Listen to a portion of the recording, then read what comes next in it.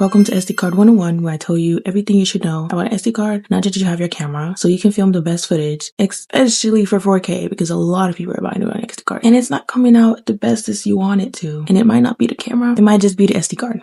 So if that's an interest to you, then let's get into it. So I'm here to tell you what to do and which one to get or what not to do. That's very important. What not to do with an SD card, because you don't want your footage being corrupted or just your camera generally not working with it.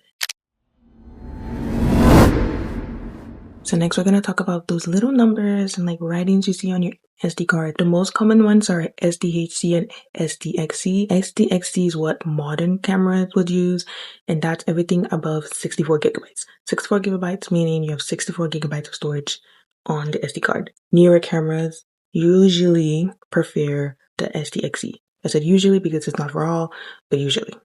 Next, we're going to talk about speed classes. So different cards come at different speed classes. You might see something like U3, V30, V60, or V90.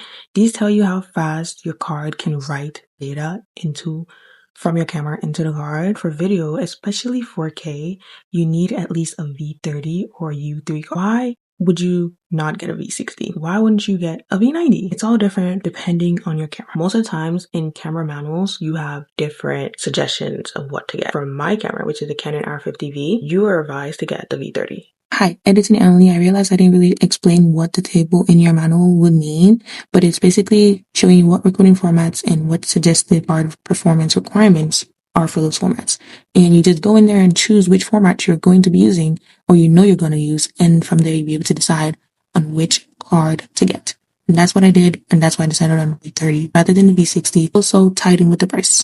If you read your camera manual, I read 800 pages of mine. And you can always put your manual, download the manual. Even if you plug it into ChatGPT or plug it into some kind of AI summarizer tool to help you understand it better, you don't have to read all the pages. But on that note, if you want a V60, make sure your camera needs it, because you can buy a V60 and not need it, and it's actually significantly more expensive in my opinion versus a V30. V30 is more affordable, and you don't need the V60 if you don't need the V60. If you have not read your camera manual in 2026, pick it up today. No one's going to go into extreme detail.